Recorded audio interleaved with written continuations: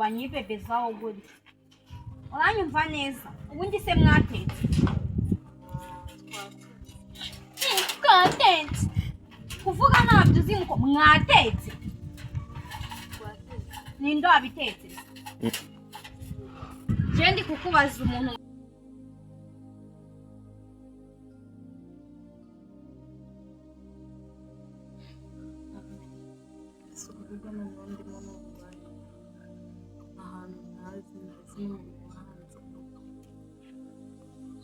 gusa abantu n'abakuru soza mama nzakubwira amakuru umunsi zajya ntaragurwa nkaho natawe nta muryango ngira ndi nacira ndabiraniye aho bigeze abantu babaye bari kandi ndabiraniye muzamfasha ibintu n'ubuzima sikategereje mwana uri kwivugisha se byagenze bite mbona ufite n'agahinda kenshi bimeze bite ahubwo mubaze niba ushaka mwageze baraye bakuzanye nijoro bagutoraguye ngo waratawe ahubwo se burya ni uko wabaye mu maso n'ibyo bikomere byose koko rero umwana wanjye yarakuzanye ambwira ko yagutoraguye ubwo rero ni uko wisanze hano nyine uri aha ngaha ubwo umwana wanjye niwe wakuzanye ubu rero nibwo nkeneye kukubaza amakuru y'ukuntu byagenze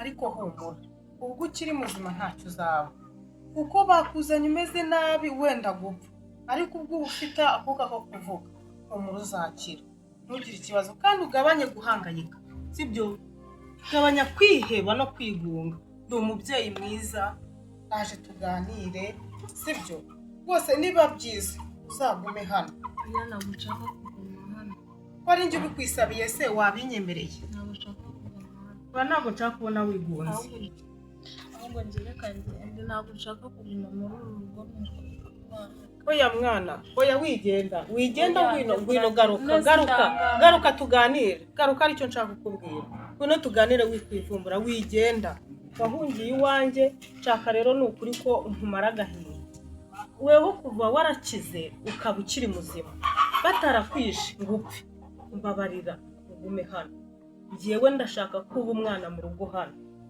uragenda ujyayo gusa ndabwirwa n'iki ko nawe utari nk'ababa mbwira ugiye kujya hehe ufite ababyeyi urabasanze ndagenda nishaka kubana n'abantu aho nzajya ngera bwije niho nzajya kubana n'abantu njyewe mpamahirwe yanyuma ngenda umubyeyi ntabwo ndi muri abo ngabo yego ngo umubyeyi umwe agatukisha bose ariko njyewe reka tubane nubona nkubereye mubi uzabimbaze ariko wigenda kuko nta hantu ho kujya ufite icyakora nuhanyereka ko ugiyeyo nzakujyana nkugezeyo mbone ko nakugejeje aho ugomba kuba ariko ubu uri mu maboko yanjye ntabwo nakurekura guma ahangaha ube hano umbere umwana unkorera uturimo nta mirimo myinshi ngira yo kukuvura ariko mbabarira bakuzanye wapfuye none nkubonye uri guhumeka ibi bikovu ubu ngubu bizashira bari bakwishe bakwangirira nyemerera umbere umwana nanjye sibyo mwana ntabwo nzi ko byashoboka na n'ubu ntabwo ndabyumvishe gusa abantu nibabi na n'ubu ntabwo ndakira igikomere cy'abantu banteye ubuzima nagiye ncamo byinshi abari kumbera abavandimwe barantereranye ntabwo nishaka kubana n'abantu gusa ntabwo nabishoboye birumvikana warakomeretse ariko njyewe ugutoraguye ntabwo nzakubera umubyeyi gitoya nzakubera umwana nzagukorera byose nk'uko abandi bana babakorera neza nyemerera rero uguma ahangaha uzava ahangaha ari uko njyewe namaze kumenya ababyeyi bawe aho bari uzemera kubana nanjye nta shenge nta rugero ntoraguye bityo ni njyewe ubikwemereye uko icyo nzarya nicyo uzarya nzakwambika uko nshobojwe mu bushobozi bwanjye bukeya ariko twibanire hano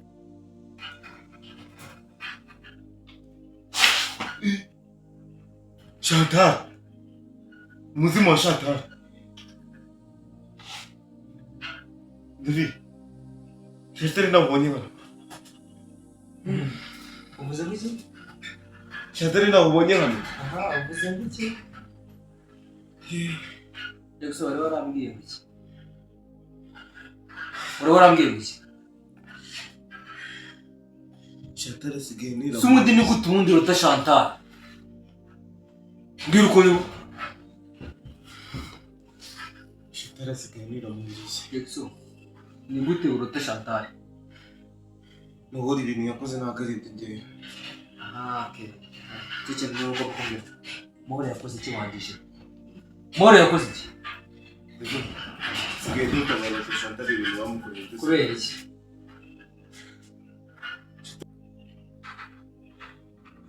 David. Ngitonze kabisa. Nongewe umva. Abo Jackso, uri kwa ndi gukina nawe mbere yo. Ngitonze ariko. Ndakubwiye ngo mbwira. Jewe bino bintu ndabirambiwe. Ibintu byo gutsinda amakuru yose yo mu rugo ndabirambiwe ishaka umva. Jackso mvuze ngo ndakubwiye ngo mbwira. Mu witonze ariko nawe mbata. More yakoze iki? Ibintu gendose muwagira ngo byari biri kubangaye ku maso gutya ndi kumwe na Chantal. Nabwiye ngo ni ibiki? Njyewe Ni ibiki kuki utabimbwiye? He? Iguru kuvuga vuga ni ibiki? nyine Imana ndareba byose ninoza Gatesi bakoze iki? Gatesi n'amahoro kabisa. Bakoze iki wangije? Nyine ngiye ibintu bakoze na n'ubwana byiyumvisha kuko Chantal yarambaje. Ariko ubundi nge nakubwiye ngo unyure ku ruhande wama. Bitewe n'ukuntu byari bimeze ngiye Chantal nagiye arambaje. Nakubwiye ibintu. Okay. Kuno byagenze rero. Babizi ko Gatesi na Chantal bari bafitanye ikibazo pe. Kimwe gikomeye cyane kandi cyo kwambara imyenda mu Gatesi we yaranabifuiraga kubera ko nimba wandishije nimba wandikikire simbizi kubera ko wari musaza we wenyine niyo mpamvu yagufuiraga.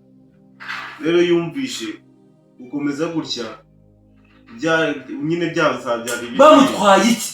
Bamutwaye iki? Ba witonze yine ndabigira nawe rero nukanyihutisha uri kunyumva neza nukanyihutisha ngewe nimba ndi kukubwira nukazaza rero ngewe uzonca mwijambo cicika mvuga kuko nanjye gutya ndikubwiye nawe ubu ni naho ngiye kwishira mu byago ndabizi ako nyine akagahinda nanjye mvuze ngo baramutwitse nyuma yo kumutwika bamwishyamba muri nzu uranga nyine rero ndabakondesha ngo yarari iminsi yose uzi yose byose ngaho byumve hanyuma nukuri ntumbwire ko ushaka kuva aho unyemerere ko tugiye kubana. Ntabwo byanyorohera gutyo gusa ubuzima nabayemo burakomeye. Umubyeyi ushobora kuba umbonye gutya maze gutya ariko nabaye mu buzima ubwo nari maze kwizezwa neza ko ngiye kuba ahantu nahageze nzi ko ngiye kubaho neza basi nduhutse umuriro wo hanze bageze banyakiriye neza byari abavandimwe gusa si bose banyakiriye neza mahura na musaza w'abakobwa bari bahari babiri abahungu babiri n'abakobwa babiri baranyumva abandi ntibanyumva bigeze hagati ntabwo byose nakubwira ngo birangize bigeze hagati n'uwankundaga uwa kabiri arasa nk'untaye umuhungu witwa David we ndacyamwitaho gakeya niyo umuntu wabashije kunyereka urukundo abasha kunyegera mu buzima bwe mbese muri make abasha gucogoza barumuna be akajya anyitaho akamenya imyenda ntayo mfite ari umwana w'umuhungu ibyo byo ndacyabyibuka kandi nzi urukundo mu buzima nigeze ngaragarizwa na bashiki be niba bari kunyumva kuko bari abakobwa ariko ntibigeze babyumva. Yarari iminsi yose uzi yose niwe yarari pe nawe utarabizi kandi Chantal ngewe ahantu hose ari ndabizi ngewe ko Chantal nawe azi ko nawe ubifite mu ruhare nyuma yo kumutwika baragufasha nyine igihe gihe nijoro mahoro arangije nyine ka ambyutse jya gusukishika wangijiwe siko nta soni ibintu byose ukamara iki gihe ubizi ko Chantal bamutwitse banamwishe wangije yisubiye umubwire ngo tujye kubarega siko nubwo ari bashiki banjye ngiye ko nanjye bari baraneye ubwoba siko nta soni bari baraneye ubwoba ariko nanjye iyo mbivuga nanjye bari kongera nuko yo bimbwira ukayituza kambwira wangije ndore kugukora wowe ntabwo uzi bashiki bawe Mahoro noneho ukuntu yabaye nawe David nuko wowe muba mufitanye ikibazo avuga ngo wajya muri polisi Mahoro ubonye ukuntu yabaye umurozi mubi ibintu Mahoro yakoze ntabwo wabyiyumvisha reka mubwiye umvishe ubu ngubu ikintu mushaka ni iki nutagikora nawe byaye birakurangirana ubu ngiye Mahoro isubede Gatesi yagiye hehe Gatesi yagiye hehe Jackson ko nta soni Gatesi yagiye ninjye wakabibaje cyangwa nawe wari kuba wari uzi ahantu yagiye neza nubwo nabize amakuru ya David gusa ndacyamushimira nanamubonye namushimira kuko yambereye nka musaza wanjye ntacyo yigeze anyima gifite ntacyo nigeze nkenera ahari mbere y'uko nza guhinduka gutya ndabyibuka neza mushiki we mutoya niwe wampamagaye ndaza nza mu gikari ngira ngo ni ibintu bizima byiza wenda turumvikanye yaje ansekera bitari bisanzwe nuko kumena amazi ashyushye mera gutya numva nanze abantu mukuru we akajya aza anshinyagurira ntacyo nshoboye kweguka ntabyo ndabyibuka naje ubwa nyuma nza kuvuga mbasha guhindukira naratabaje ngo runtabara numva ko isi ndangiriyeho numvise ko isi ndangiriyeho numva nta mahoro muri make mfite numva mbuze ikintu gikomeye mu buzima bwanjye na n'ubu mbikubwire uyu muhungu bita David na n'ubu ndacyabitekereza nkatekereza bashiki be nkatekereza ubuzima bwose nabayemo ibaza impamvu batigeze banyakira nk'umwana iwabo byinshi ndabyibaza gusa mubyeyi ntabwo mbizi neza ko nzakomeza kugumana nawe kuko na n'ubu abantu banteye igikomere mu buzima ntazigera nkira kandi ndakwinginze ntumfate nabi ntabwo nzakomeza kuguma hano ndi kumva igikomere natewe n'abantu nzakomeza kubana nabo aho nzajya ngera aho ariho hose nzajya ndyamaho wenda nzagwaho kuko n'ahantu nisanze n'ibyo nisanze hose nari mbizi n'uku nambaye sinzi uwakunyanditse kuko nta kintu na kimwe nari nambaye ndi kumva isi rero nyihaze umubyeyi mwiza umwana wawe simuzi sinabashije no kumubona gusa nawe uzamushimire n'ubundi yakoze ariko ibyo gusa ariko ndeka ntaribwa n'ibisimba kuko ubu buzima bwo gukomeza kububamo mbabara ntoneka intera igikomerwe n'abantu byarutwa nkabyihera nahuye n'ibibazo byinshi sinzi ko nzongera kubaho neza gusa nimbona nkizi nzagushima kandi nawe wakoze yego warakomeretse cyane baragukomerekeje aho bageze no kukumenaho amazi warihanganye ariko noneho numvisha agenda kawe kurushaho yewe nyemerera nzaguhanagura amarira kandi nkwijeje neza yuko rwose nitubana uzabona ko nduta abandi babyeyi uzabona ko nkurutira n'abo bavandimwe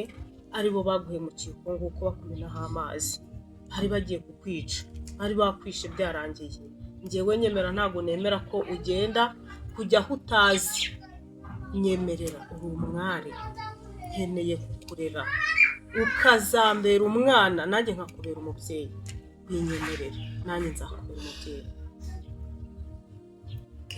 murakoze mama murakoze kubera umubyeyi murakoze akenshi najyaga niyumvisha ko bizabona umukobwa nyuma rero nza kubyikuramo murakoze mbaye umubyeyi ugarura urakoze kuva nanjye rwose nyumva urakoze kandi ndagushimira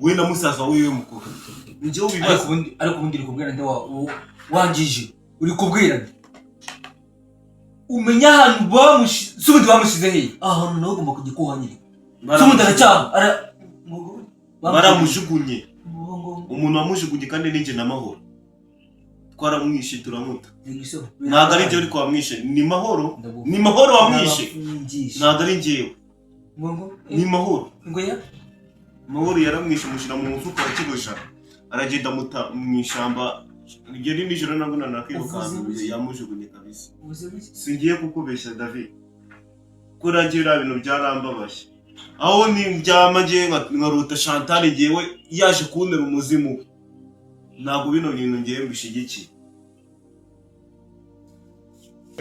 Chantal yarapfuye kandi nanjye byarambabaje ibintu mahoro yakoze ntabwo ari byo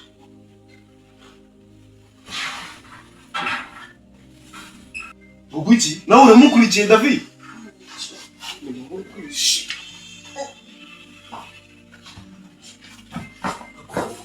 Ora abantu bose bafite kwica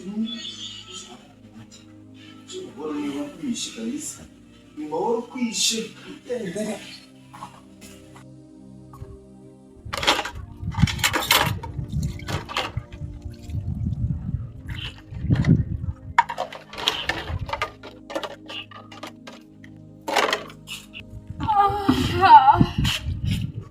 Izina rya Yesu. Uyu se we ni Nyamukobi. Ntabwo uzi kuvuga. Ubu wahese. Nisigaye bibera muri urugo nagahuma mu uruwaye. Nundire bana kureba. Ibise ni ibiki ufite? Izina rya Yesu. Urumva nta kibazo ufite umukobwa ungana nawe kubusa gutyo uri koza ibyombo. Ibyo byombo uri koza se ninde uri bubirire? Kogaza kankwegere neza ubimbwira. Ninde wakuzanye muri runo rugo? Nakuzanye muri runo rugo Rega ndakubaza aho kuvuga ukireba. Sina kibazo ufite. Cyazi ibintu nsigaye nsanga muri urugo nakasa muto. Uruwahe? Mani ntabwo uzi kuvuga mani nakujwibura ntabwo njya nkunda abantu banyibebezaho gutya uranyumva neza ubundi se mwatetse twatetse kuvuga ntabyo uzi ngo mwatetse ninde wabitetse je ndi kukubaza umuntu watetse ibyo se nibyo ndi kukubaza reka nkubwire sinzi uwo uriwe sinzi aho uvuka sinzi ni ukiri ninsanga ibiryo bihari ari we wabitetse ndabikumena do ukuntu mubashije no kwiyoza aho kuri muri ibi byombo gusa urumva nta kibazo afite naya gucuruka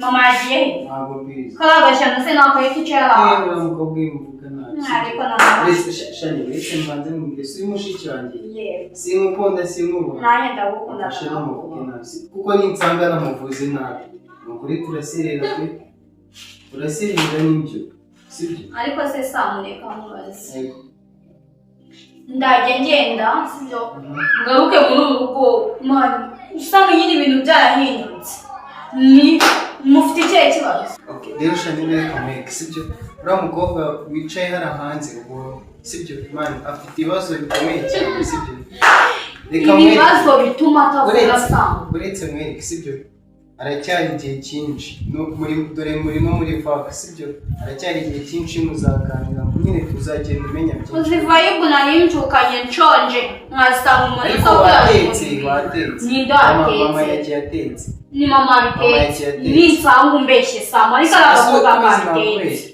kubizi nakubeshye urambona nta kibazo gusa giza amahirwe ari amazi ari kogesha ibyo nari kuyamumena nanjye uri kumva ariko ye nanjye uri kumva subizi nawe kagera umurebe wowe. genda umurebe nabi.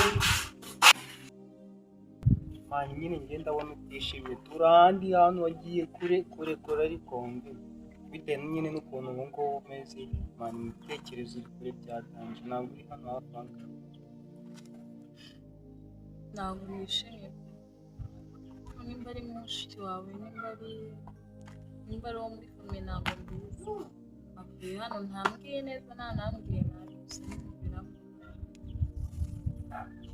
Manura ni mushiki wanjye nyine okay impamvu ashobora kuza sibyo avuga cyane asakuza n'iki avuye school sibyo noneho kuva ku ishuri asanga undi muntu mu rugo atarasanzwe amuzi ahubwo buriya nyine nawe sinzi ndaba uvuye ku ishuri yaseze ahubwo yakagombye kuza yacishije make nyine agasanga nk'umuntu mu rugo atuje akanamusuza amubwira neza gusa nyine buriya ni mushiki wanjye kabisa mushiki wanjye avuye ku ishuri ejo bundi ya kandi nimba yakubwiye nabi kabisa wihangane nta kibazo se wowe bite witwa shanjye yitwa Samu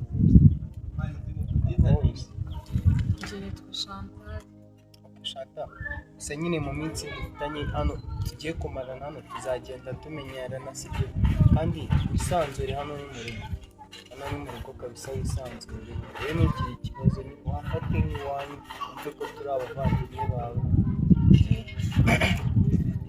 njyewe ko niwe mwana wo muri uru rugo niwe na mushiki wawe ni njye na mushiki wanjye umunsi niga umwana wawe warazi muri uru rugo baganiriye na mama wawe ni umwana mwiza Mary nta kibazo cye kabisa ntari gutya Mary nta mutima mubi yigirira mani ikintu nakubwira sibyo nyine ngiye nasanze bagutaye ku nzira y'iriya mu gisambu njyewe kuza kuko nyine nabonaga kukunyuraho gutya mani uryamye numvaga atari ibintu bimwe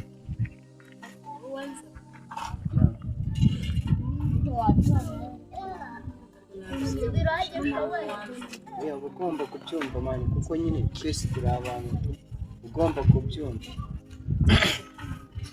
urakuze warakuze ndagushimira wakoze ibintu byananiye byinshi nta kintu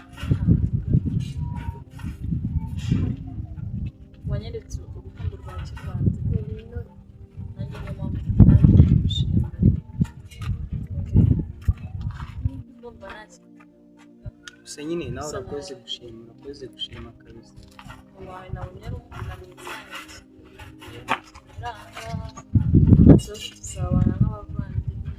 tuzabana nk'abavandimwe nta kibazo kabisa kandi nyine nawe wisanzure hano ni mu rugo uriya mushiki wawe nawe neza mani uriya muzashobokana nyine nawe nuko ataramenyera ari kuva ku ishuri aza ashibura abantu sibyo gusa nyine ntabwo ari kateye muzamenya ikibazo rwose bifuza kumenyana nawe kandi wambereye aho umusaza wawe ariko wambereye